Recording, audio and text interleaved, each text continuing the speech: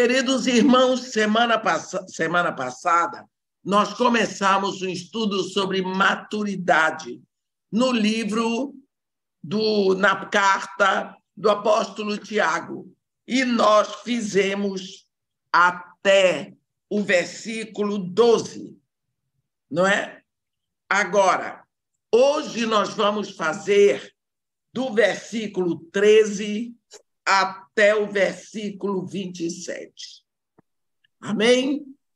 Então, versículo 13, está escrito: ninguém ao ser tentado diga, sou tentado por Deus, porque Deus não pode ser tentado pelo mal e ele mesmo a ninguém tenta.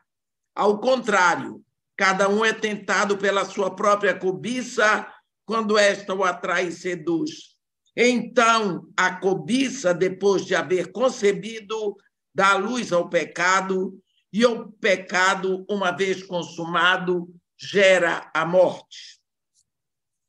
Não vos enganeis, meus amados irmãos, toda boa dádiva e todo dom perfeito são lá do alto, descendo do Pai das luzes, em quem não pode existir variação ou sombra de mudança, pois, segundo o seu querer, ele nos gerou pela palavra da verdade, para que fôssemos como que primícias das suas criaturas. Então, vamos parar um pouquinho aqui, irmãos, para ver esses versículos. A pessoa madura é paciente nas lutas. Neste trecho, Tiago vai falar sobre as tentações que surgem do nosso interior, da nossa natureza caída e que são enviadas por Satanás. Muitas vezes os testes vêm de fora e, se não formos bem cuidadosos, eles se tornam em nossas próprias tentações. Quando as circunstâncias são difíceis, às vezes questionamos até o amor de Deus, e é nesse momento que Satanás traz à nossa mente a oportunidade de escapar daquela situação usando meios que estão fora da vontade de Deus. Isto é a oportunidade da tentação. Existem vários exemplos dessas situações na Bíblia.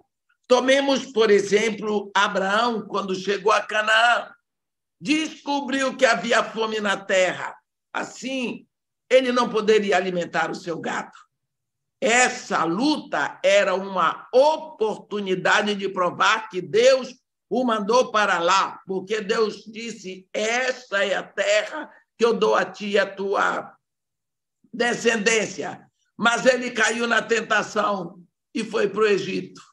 Deus teve que discipliná-lo e trazer de volta para o lugar da obediência e da promessa, não é?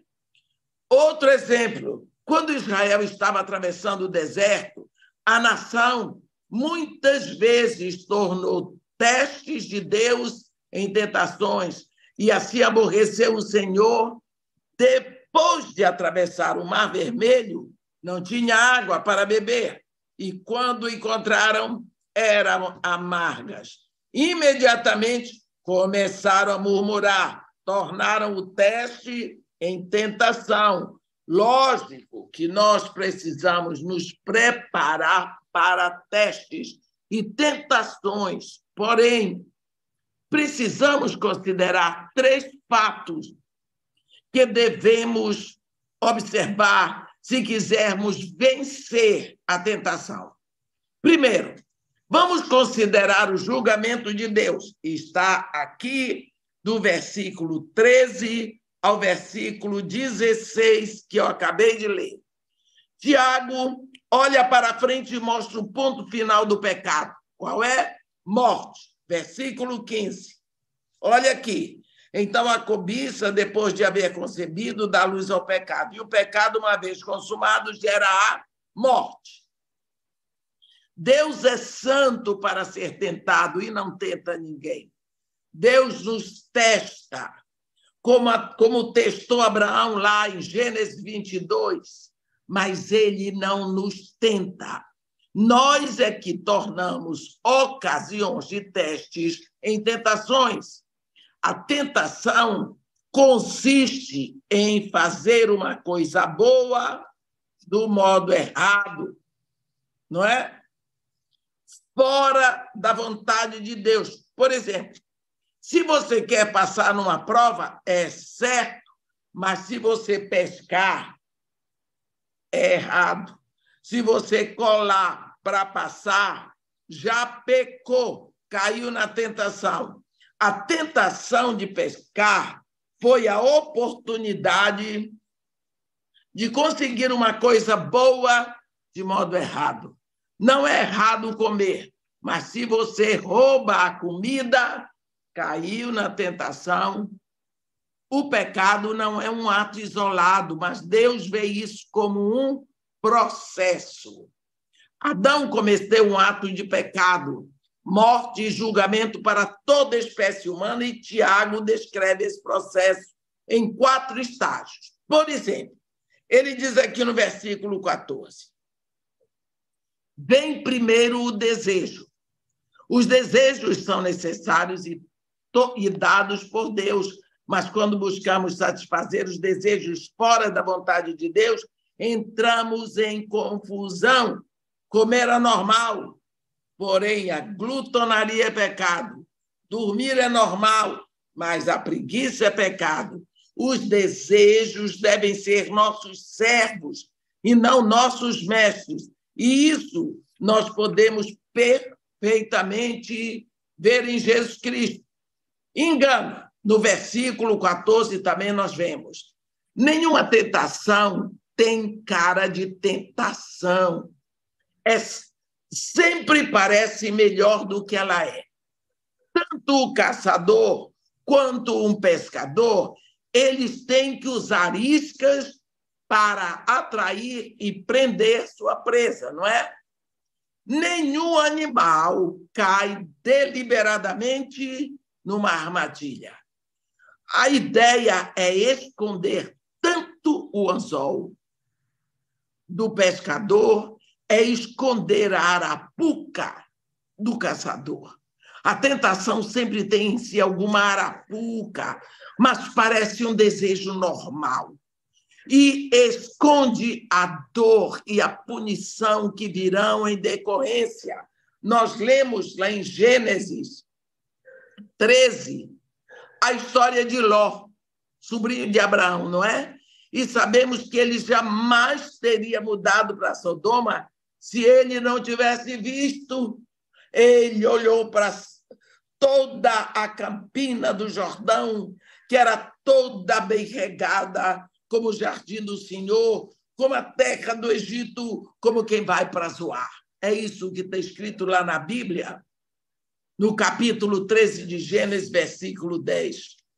Não é? Ele olhou e viu e ficou maravilhado. Davi, outro exemplo, quando ele olhou a esposa do vizinho lá, ele jamais teria cometido adultério se ele tivesse visto a trágica consequência do pecado. A morte do bebê de Betseba, a morte de um bravo soldado que era Urias, o estupro da filha dele, Tamar. Uma isca, meus irmãos, nos impede de vermos as consequências do pecado. Nós caímos porque achamos que aquilo é bom demais. Quando Jesus foi tentado por Satanás 3 vezes, ele disse: está escrito. Não é? Tornar a pedra em pão para matar a fome é compreensível, mas não do ponto de vista de Deus. Se você conhece a Bíblia, você pode perceber a armadilha e lidar com ela. Isso significa andar por fé e não pelo que vemos. Terceira etapa, a desobediência. Viu, desejou, caiu. Versículo 15. Já falamos de desejo, do engano, agora falaremos de vontade. O desejo concebe um método para se pegar a isca.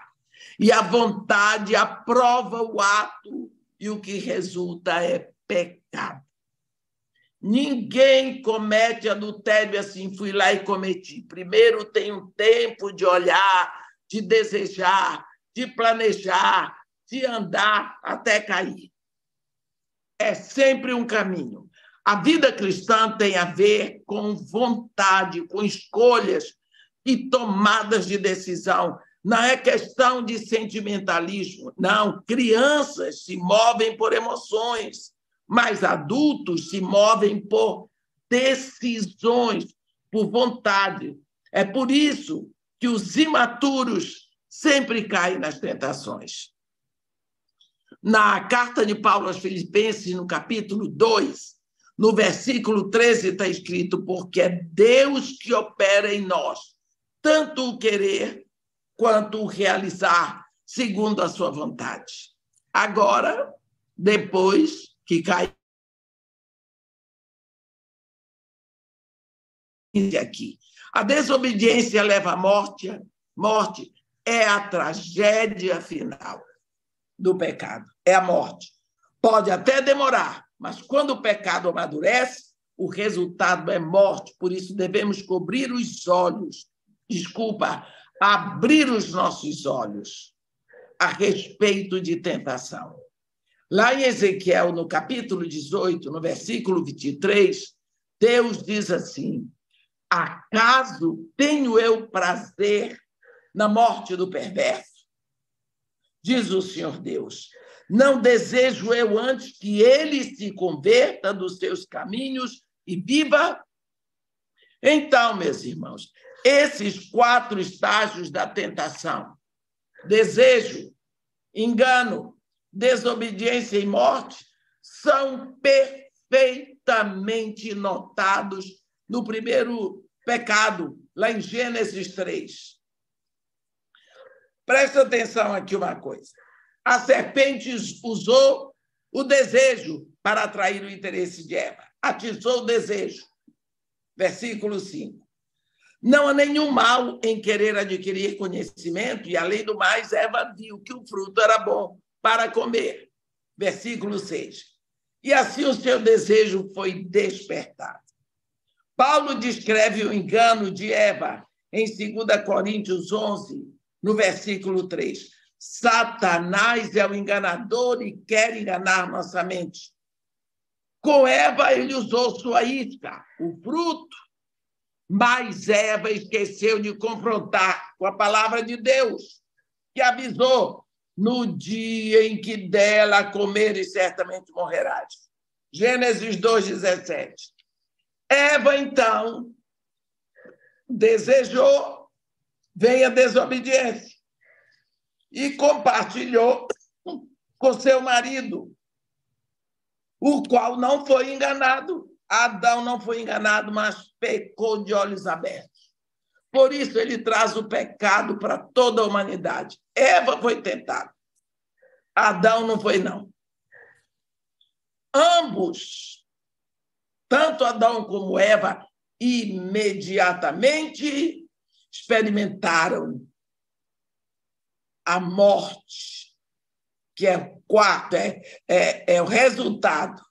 A morte espiritual, separação de Deus e, consequentemente, morte física. Aqueles que morrem sem Jesus Cristo terão morte eterna e o lago de fogo. Todas as vezes que enfrentamos a tentação, devemos tirar nossos olhos da isca e olharmos para as consequências, o julgamento do pecado. Porque, como está escrito em Romanos 6, o salário do pecado é a morte. Vamos considerar agora a bondade de Deus, aqui no versículo 17. Quando Tiago diz: toda boa dádiva, todo dom perfeito, vem lá do alto, descendo do Pai das luzes, em quem não pode haver variação ou sombra de mudança. Um dos truques do nosso adversário é nos convencer de que o nosso Pai do céu não é tão bom. Quando Satanás se aproximou de Eva, ele sugeriu se, ele botou uma condicional, se Deus realmente a amava. Quando ele foi tentar Jesus no deserto, veio com o mesmo se. Se seu pai o ama, porque permite que você sofra fome? A bondade de Deus é uma grande barreira contra a tentação. Sabendo que Deus é bom, não precisamos de mais ninguém, incluindo Satanás, para suprir nossas necessidades. Se começarmos a duvidar quanto à bondade de Deus, seremos atraídos pelas ofertas de Satanás e o desejo é alertado de dentro para fora para morder a isca.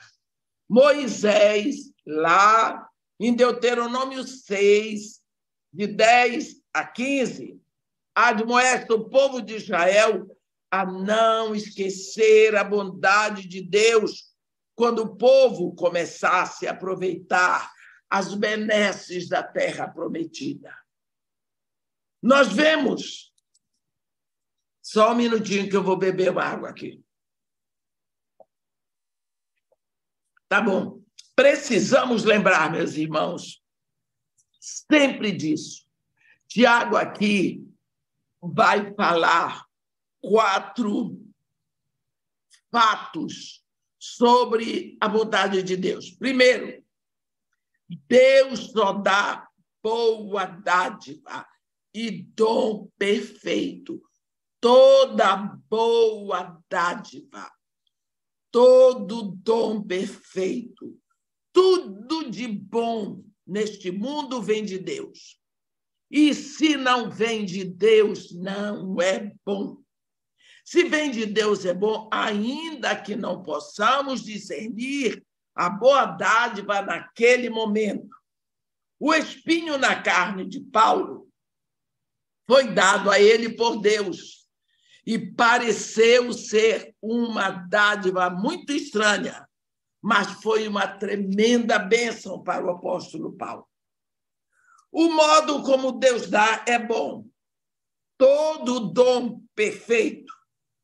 É impossível que alguém nos dê algo de um modo melhor.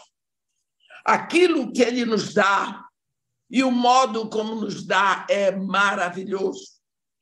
Ele dá constantemente, é ininterruptamente, é continuamente. Olhe, está escrito, toda boa dádiva, toda dom perfeito, vem lá do alto, descendo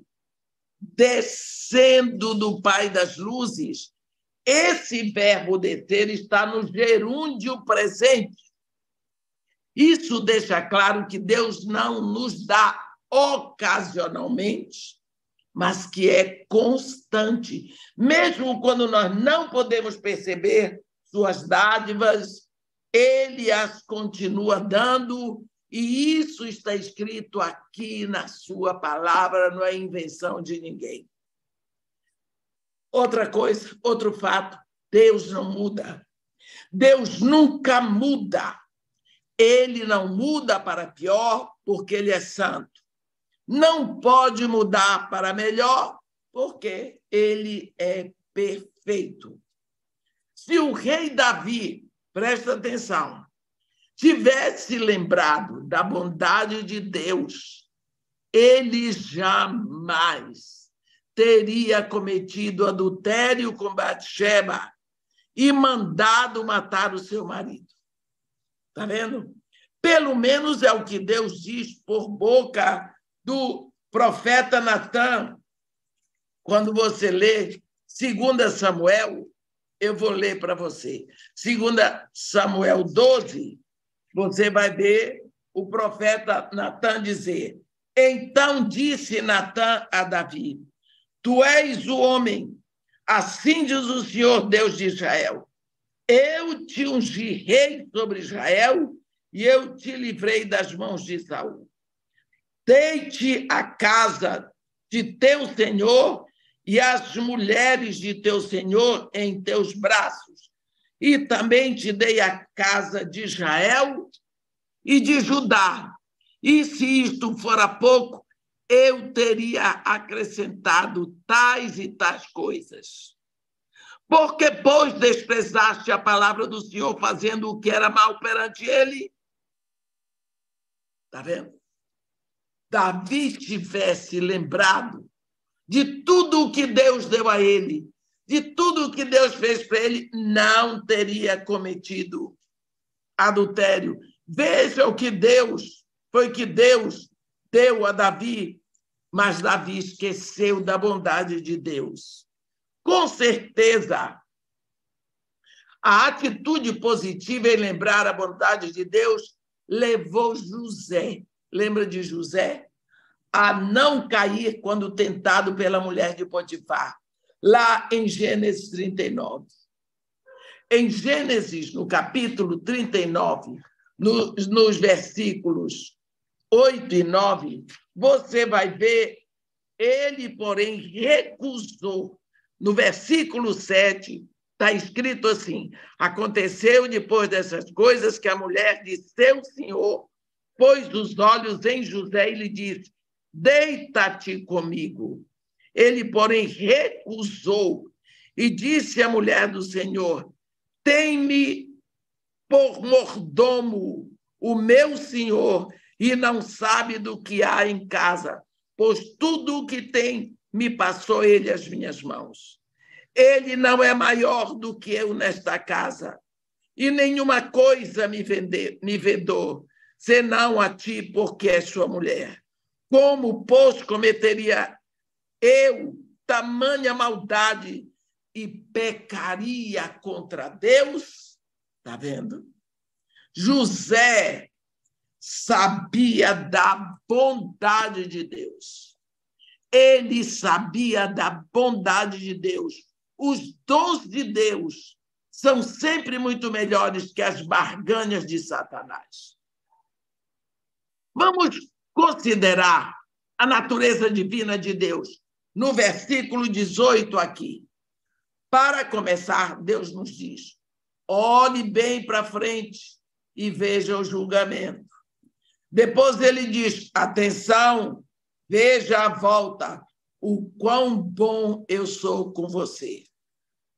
Agora ele diz: olhe para o seu interior e veja que você nasceu do alto e possui uma natureza divina. Vamos ver um pouco sobre as características desse nascimento. Primeiro, esse nascimento que nós temos é divino. Nicodemos pensou que ele deveria retornar ao ventre da mãe dele para nascer de novo. Coitado. Mas ele estava errado. Esse nascimento é do alto. É o trabalho de Deus. Assim como nós não geramos o nosso nascimento humano, não podemos gerar o nosso nascimento espiritual. Quando confessamos nossa fé em Jesus Cristo, Jesus opera esse milagre. Esse nascimento, além de divino, é gracioso. Não compramos, nem o merecemos. Deus nos dá, pela sua graça e amor. O novo nascimento é um trabalho de Deus em nós. E é através da vontade de Deus. Assim como no nascimento físico precisamos de dois pais, assim no nascimento espiritual precisamos de dois: a palavra de Deus e o Espírito Santo. Como Jesus diz, o que é nascido de carne, lá em João 3, no versículo 6, ele diz: o que é nascido da carne é carne, e o que é nascido do Espírito é Espírito. É o melhor nascimento que existe. Nós somos como que primícias das suas criaturas. Aqueles crentes judeus entenderam muito bem quando Tiago falou das primícias. Um nascimento mais alto deve significar um estilo de vida mais alto. Garantindo para nós um novo nascimento, Deus não pode aceitar o antigo nascimento. Por toda a Bíblia, nós vemos Deus rejeitando o primeiro nascimento e aceitando o segundo.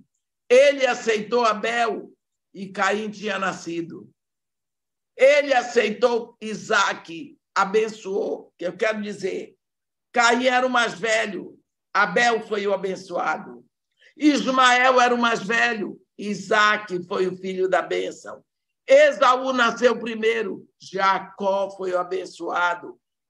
Manassés era o mais velho, Efraim foi abençoado, significando a bênção que vem sobre o segundo nascimento.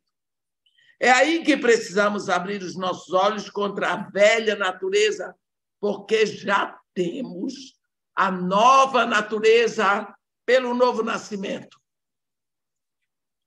Esta nova natureza deve ser alimentada pela palavra de Deus diariamente. O Espírito usa a palavra para nos dar fortalecimento. Você vê lá em Mateus 4. Não só de pão vive o homem, mas de toda a palavra que sai da boca de Deus. É o nosso próprio desejo que nos leva à tentação e ao pecado e à morte. Se suportamos com perseverança a provação, teremos a coroa. Senão, entraremos no caixão espiritual, porque este é a morte espiritual. Então, meu irmão, agora nós vamos ver o que o apóstolo Tiago nos ensina aqui no capítulo 1, do versículo 19 ao versículo 27. Versículo 19. Está escrito, sabeis estas... Desculpa. Capítulo 1, versículo 19. Sabeis essas coisas, meus amados irmãos? Todo homem, pois, seja pronto para ouvir, tardio para falar, tardio para se irar. Porque a ira do homem não produz a justiça de Deus.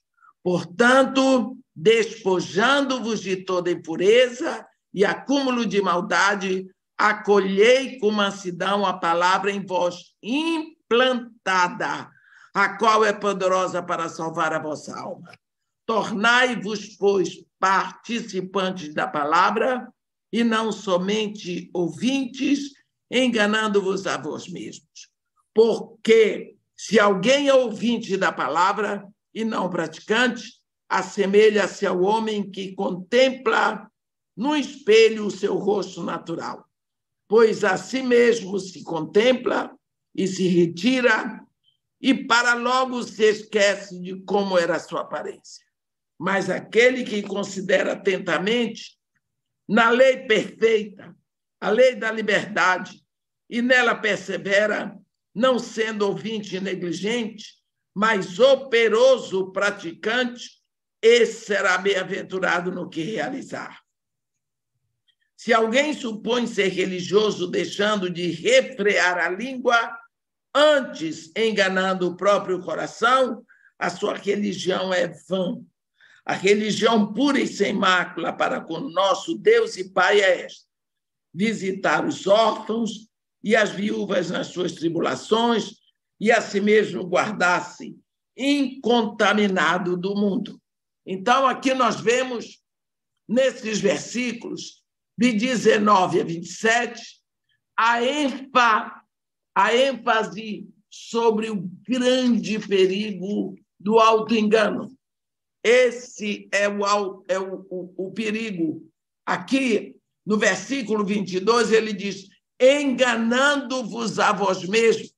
E no 26, enganando o próprio coração. Se um cristão peca sendo enganado por Satanás, é uma coisa. Mas se engana a si mesmo, a coisa fica mais séria. E fica muito séria. Muitas pessoas enganam a si mesmas pensando que estão salvas quando não estão.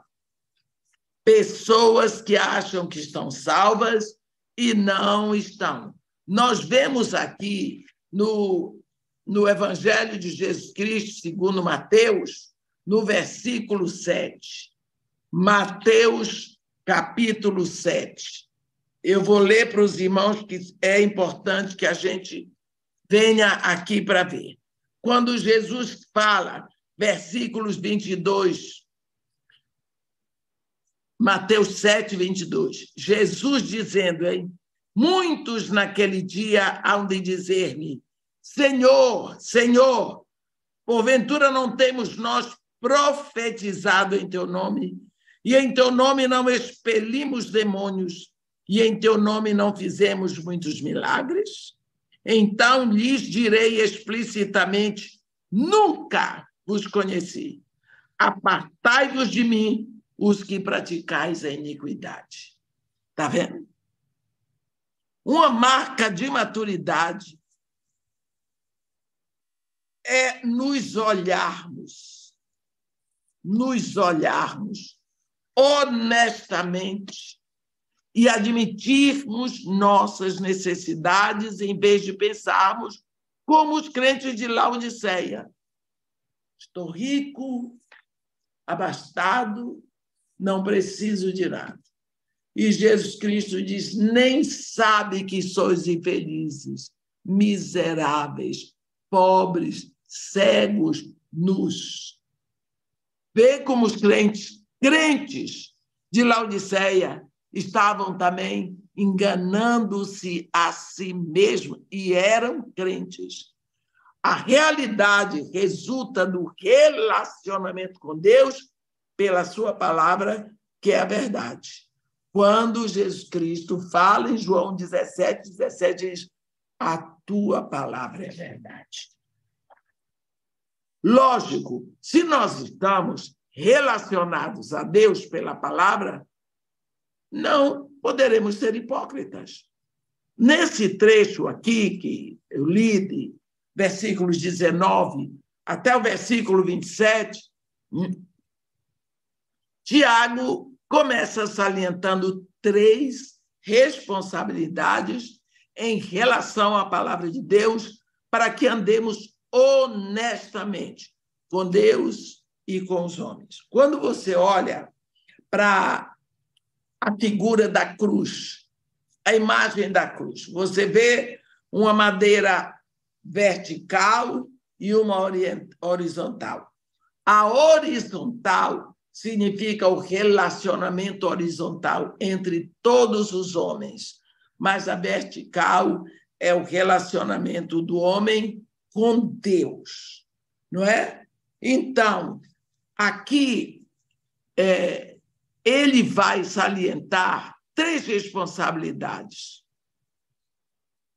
da palavra de Deus em relação à nossa vida, para que andemos bem com os homens e com Deus. Primeiro, você tem que receber a palavra.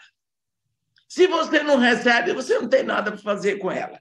Então, primeira coisa, receba a palavra, de 19 a 21.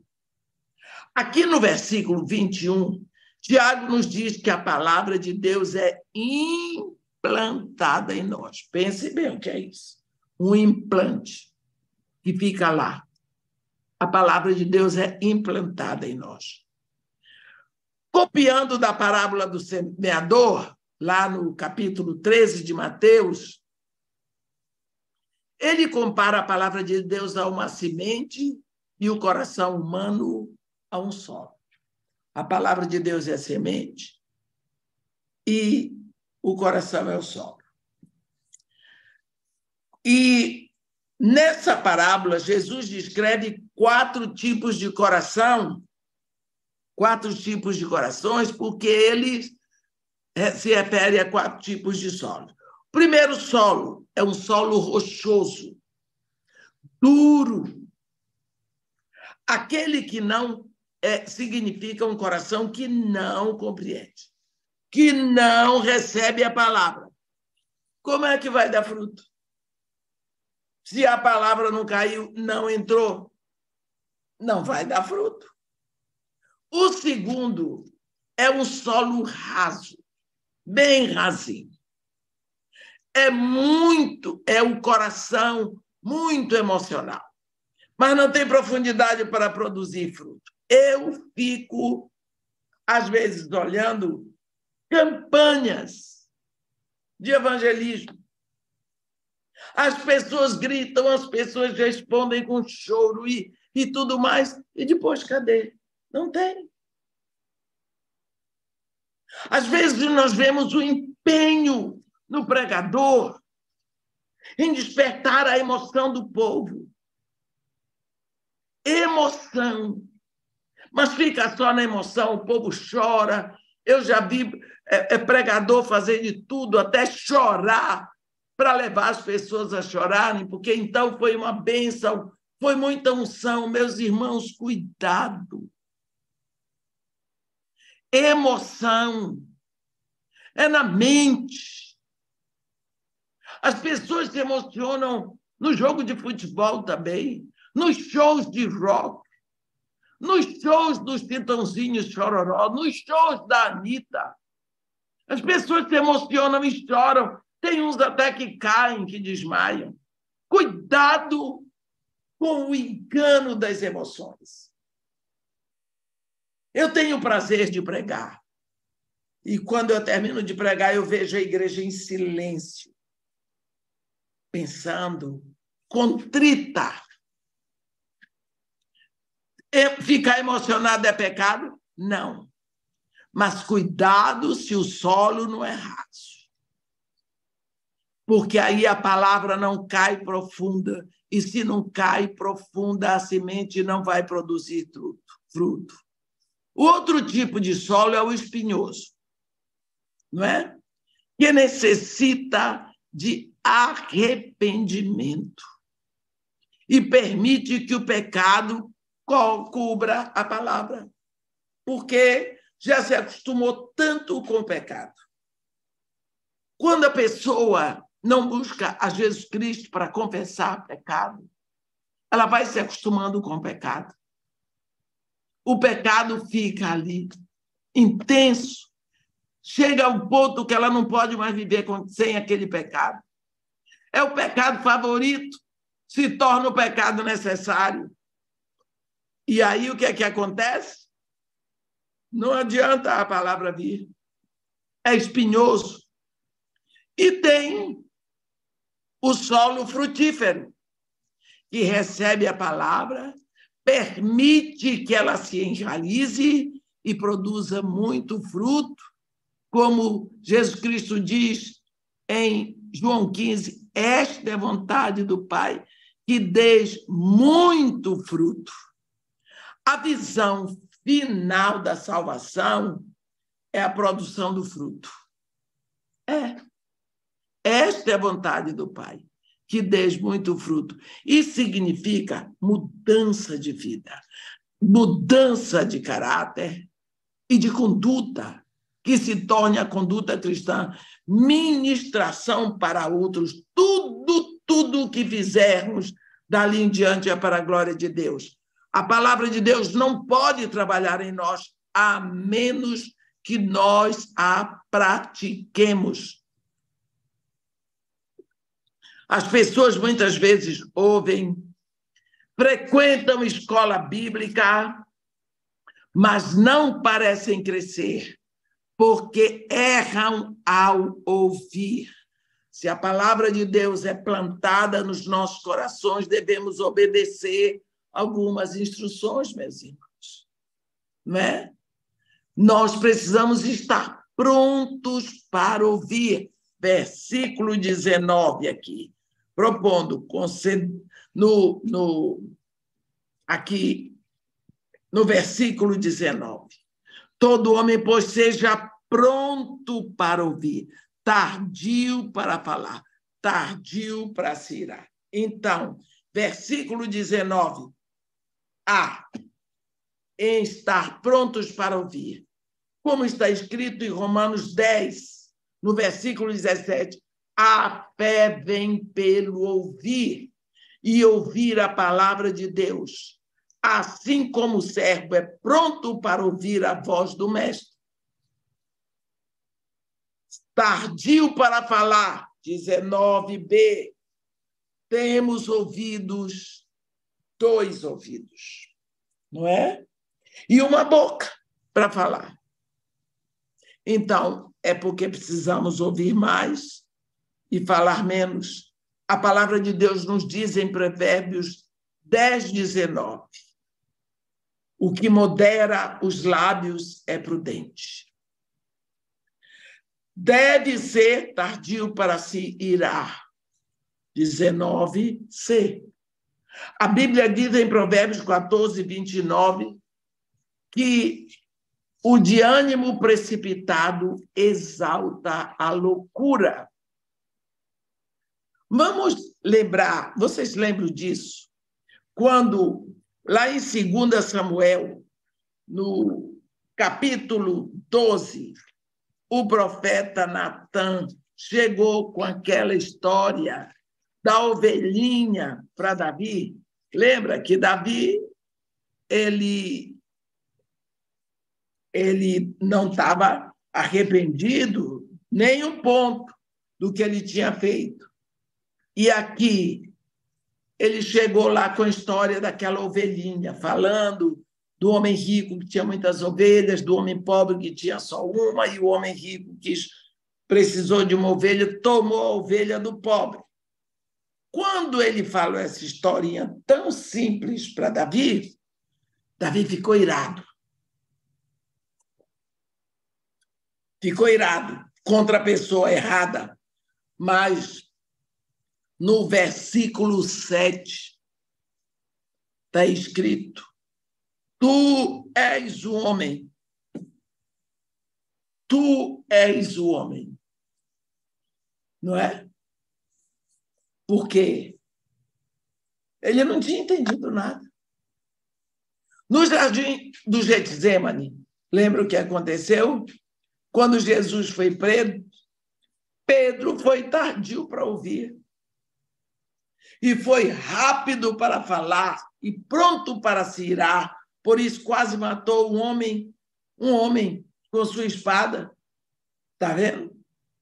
Cortou-lhe a orelha do Malco, soldado do sumo sacerdote. Aqui, no versículo 20, aqui, Tiago, no versículo 20, porque a ira do homem não produz a justiça de Deus. Está escrito. Porque a ira do homem não produz a justiça de Deus. Pelo contrário, ela é o oposto da paciência que Deus quer produzir no coração daqueles que se entregam a Cristo. No versículo 21, Tiago vai nos falar de um coração preparado. Tiago aqui vê o coração humano como um jardim.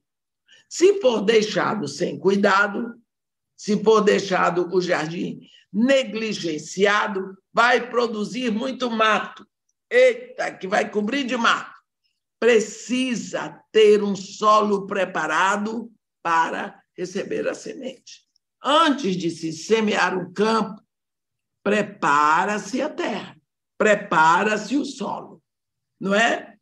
Como preparar, então, o solo do nosso coração para receber a palavra? Primeiro, devemos confessar nossos pecados.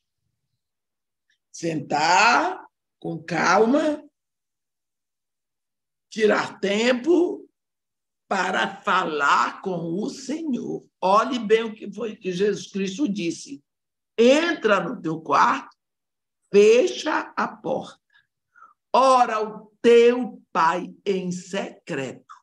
E o teu Pai que te ouve em secreto te recompensará. Então, nessa hora, você vai lá e você conta tudo de errado. Vem a sua consciência, fala com o Pai. E peça perdão. Depois, medite no amor de Deus e na sua graça. Não é? Peça ao Pai que o seu coração seja arado de toda a dureza, de todo o lixo, como está escrito lá no profeta Jeremias, capítulo 4, No versículo 3, ele diz: lavrai para vós outros campo novo, e não semeeis entre espinhos. Está vendo? Lavrai para vós outros campo novo, e não semeeis entre espinhos. Finalmente, nós precisamos ter uma atitude de mansidão. Versículo 21. Quando recebemos a palavra de Deus com mansidão, está escrito, não é? Olha aqui, portanto, despojando-vos de toda impureza e acúmulo de maldade, acolhei com mansidão a palavra em vós implantada, a qual é poderosa para salvar a vossa alma. Não a criticamos, não é? Não é para criticar, é para honrar a palavra de Deus. Se nós não recebemos a palavra implantada em nossos corações, estamos nos enganando a nós mesmos. Estamos nos enganando a nós mesmos. Quando fazemos discussões sobre a palavra de Deus, mostrando pontos de vista, em vez de promovermos crescimento espiritual, estamos cultivando ervas daninhas no coração. Tem pessoas que têm prazer de discutir, discussões teológicas. Eu até agradeço a Deus que não sei teologia. Eu prefiro ficar com a palavra, não estou desprezando quem estuda.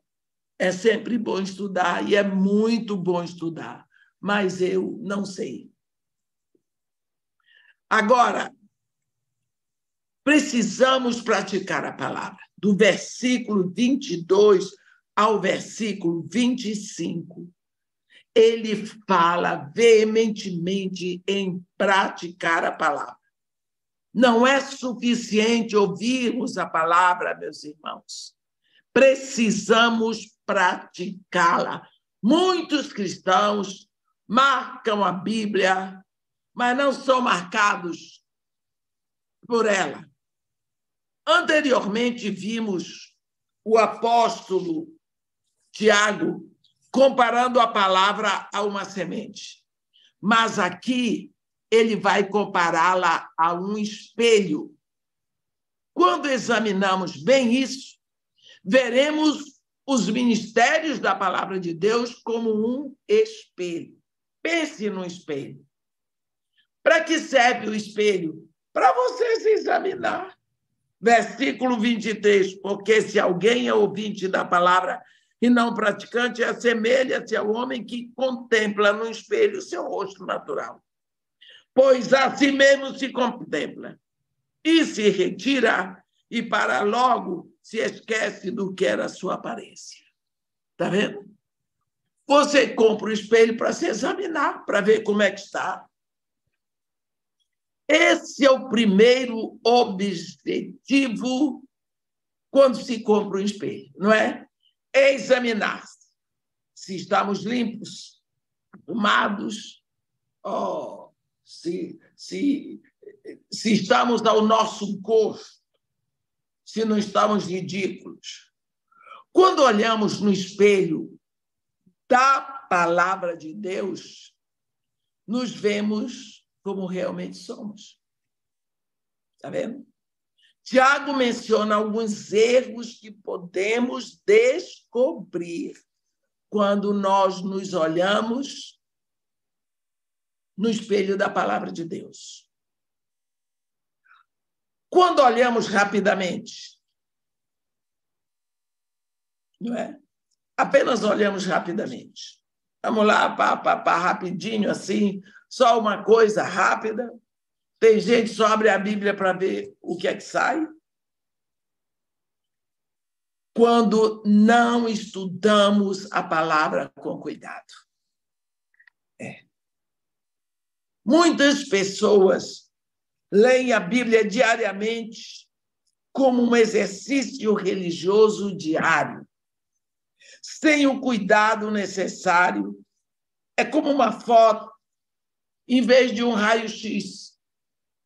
A palavra de Deus deve ser tomada como um raio-x e não como uma foto. Tem pessoas que olham o espelho e esquecem do que viram. Sei lá como é que está, não me importa.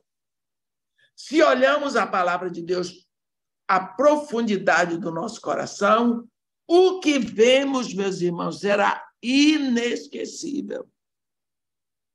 Em Isaías, no capítulo 6, no versículo 5, o profeta Isaías gritou.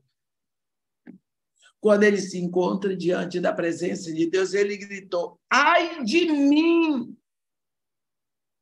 que sou homem de lábios impuros e habito no meio do povo de impuros lábios, e os meus olhos viram o Senhor, o Rei, o Senhor dos exércitos. Olhe bem. Aquele homem nunca tinha notado que tinha lábios impuros. Ele era um profeta. Mas agora ele está diante de Deus. É desse jeito que nós devemos ir para a palavra de Deus. Lá em Lucas, no capítulo 5, versículo 8, Pedro gritou: Senhor, retira-te de mim, pois eu sou pecador. Pedro gritou: Pedro, retira-te de mim. Jó, que na opinião de Deus era um homem íntegro, reto, temente a Deus, se desvia do mal, o homem mais justo da terra nos seus dias, disse lá, capítulo 42 de Jó, no versículo 6, eu me abomino e me arrependo no pó e na cinza. Está vendo? Pessoas que não obedecem o que a palavra lhes diz para fazer, confundem tudo. Falam, mas não fazem. Nós, hoje, gastamos muito em conferências e seminários sobre evangelismo, mas nós não evangelizamos. A conferência, meus irmãos, não substitui o serviço. Tiago nos diz aqui, no versículo 25, que devemos ser operosos praticantes daquilo que ouvimos. Precisamos examinar nossos corações e as nossas mentes à luz da palavra de Deus. Isso requer tempo e atenção. Talvez não aprofundemos o nosso coração na palavra, porque tememos ver o que realmente está lá dentro. Porque não queremos mudar de vida.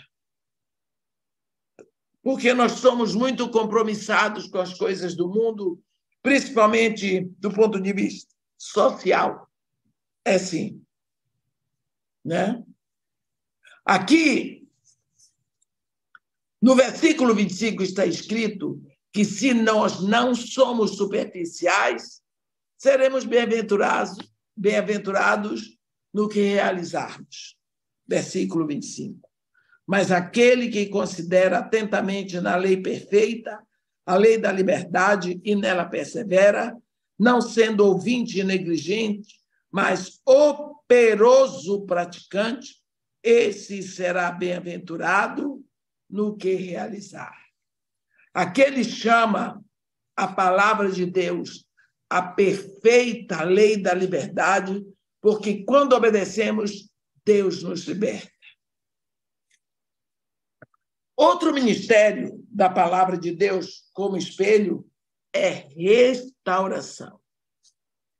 Você lembra quando Deus mandou lá no capítulo, a partir do capítulo 25 de Êxodo, Deus mandou Moisés dize ao povo de Israel que me traga ofertas. Esta é a oferta que dele recebereis: ouro, prata e bronze, estofa azul e púrpura e carmesim. Deus dá uma lista e lá no final diz: e me construirão um tabernáculo, um santuário para que eu possa habitar no meio deles. Entre tantas coisas, tinha a bacia de bronze. Essa bacia de bronze foi feita dos espelhos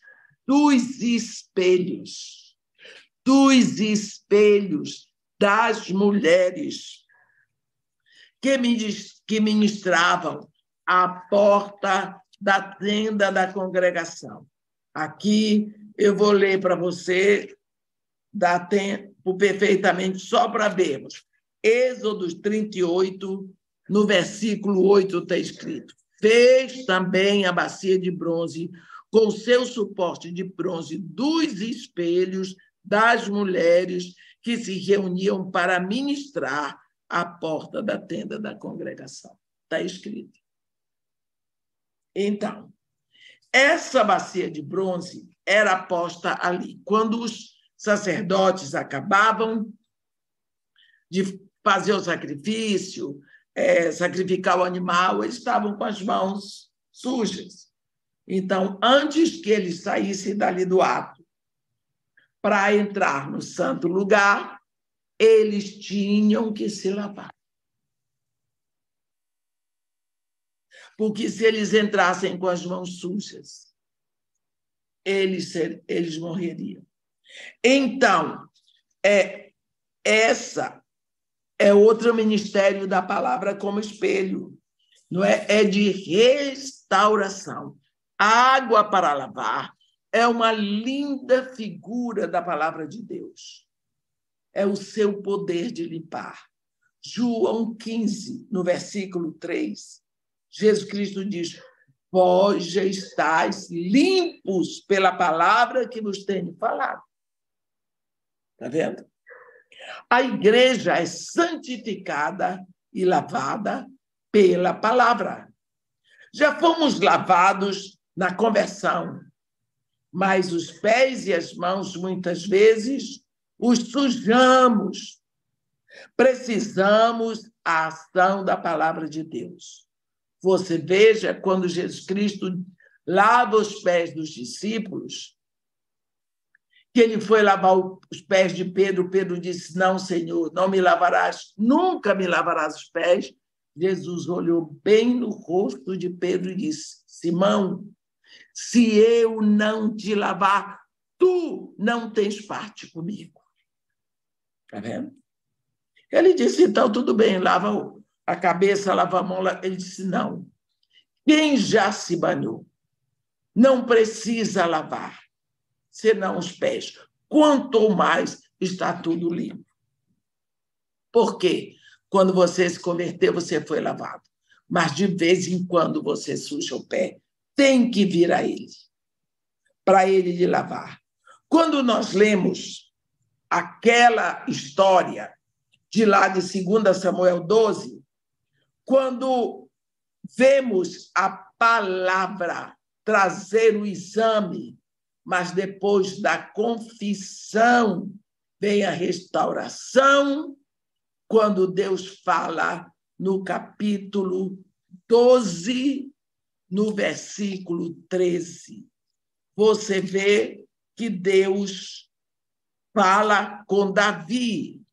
Então disse Davi a Natã.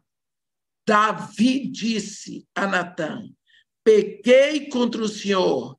Disse Natã a Davi: também o Senhor te perdoou o teu pecado, não morrerás. Viu que lindo? Por quê? Porque houve a restauração. Ele se arrependeu. Ele confessou. Pequei contra o Senhor. Natã disse: também o Senhor te perdoou o teu pecado, não morrerás. Está vendo? Então, nós vemos a necessidade do reconhecimento do pecado para confessarmos.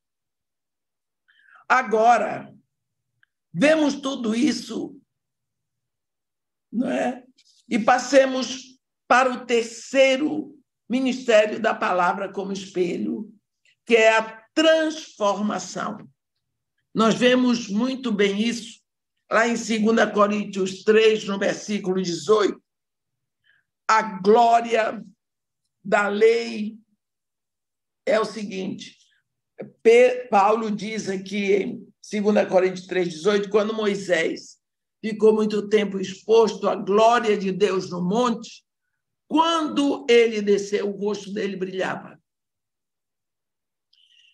Então, todo mundo ficou maravilhado. Só que ele percebeu que, com o tempo, o brilho ia desaparecendo. Então, ele cobriu o rosto com um véu. E Paulo diz que conosco é o contrário. Esse Deus, ele muda de residência para dentro de nós pelo seu Espírito. E daqui de dentro ele quer expressar a sua glória. Não é? Então, nós vemos que a glória da lei gradualmente desaparece. Não é? Porque ela está fora. Mas a glória da graça de Deus se torna cada vez mais brilhante. Porque Deus muda para dentro de mim pelo seu Espírito e daqui, de dentro de mim, ele quer se expressar. O mais importante é que não escondemos nada. A nossa primeira responsabilidade é recebermos a palavra, depois praticá-la. Do contrário, estaremos nos enganando. Isso nos leva a uma terceira responsabilidade, que é compartilhar a palavra. Precisamos sim. Do versículo 26 e 27, a religião pura não tem nada a ver com cerimoniais, meus irmãos. A religião pura não tem nada a ver com templos e dias santificados. Não. Religião pura significa praticar a palavra e compartilhá-la com os outros através de conversas, adoração e separação do mundo. No versículo 26, aqui, Tiago 1, no versículo 26, está escrito: se alguém supõe ser religioso, deixando de refrear a língua, antes enganando o próprio coração, a sua religião é vã. Existem muitas referências sobre falar nesta carta, dando a impressão de que a língua pode ser um problema. Não é? A língua revela o coração. A Bíblia diz: a boca fala do que está cheio o coração. Se o coração está correto, a fala será correta. Uma língua sob controle significa um corpo sob controle. O serviço que ele fala aqui no versículo 27, a religião pura e sem mácula para com nosso Deus e Pai é esta: visitar os órfãos e as viúvas nas suas tribulações e a si mesmo guardar-se incontaminado do mundo. Agora, que nós já vimos pelo espelho da palavra, devemos ver a necessidade dos outros. Isaías, no capítulo 6, primeiro, ele viu o Senhor. E porque ele viu o Senhor, ele viu a si mesmo o pecado dele. E só depois foi ver o povo a quem ele estava sendo enviado. Está vendo? No momento em que ele se aproxima, ele vê a Deus, ele vê a si mesmo o pecado, ele confessa, é limpo, então ele, seu chamado, ele vai para enviado e ele é separado do mundo. Mundo aqui significa essa sociedade sem Deus. Satanás é o príncipe deste mundo e os perdidos são os filhos deste mundo. Como filhos de Deus, nós estamos fisicamente no mundo, mas não somos do mundo. Estamos no mundo, mas não somos do mundo. Nós somos enviados ao mundo para ganhar outros para Cristo. Lá no capítulo 17 de João, no versículo 18, assim como tu me enviaste, Jesus Cristo diz, ao mundo, também eu os enviei ao mundo. Assim, é só quando nos mantemos separados do mundo que podemos ganhar outros do mundo. O mundo que nos marca, o mundo quer nos marcar com as suas marcas, com as suas garras. Por quê? Quando isso acontece? Quando existe amizade do mundo. Nós vamos ver melhor isso quando chegarmos no capítulo 4 de Tiago, que pode nos levar a amar o mundo, não é? Se não abrirmos os olhos, ficaremos conformados com o mundo, muito bem adaptados a ele, não é? Como Paulo nos admoesta, Romanos 12, não vos conformeis com este século. E o resultado será sermos condenados junto com o mundo. Ló, lembra de Ló, né? Sobrinho de Abraão. É uma boa ilustração disso. Primeiro, ele estendeu sua tenda para Sodoma e mudou para lá.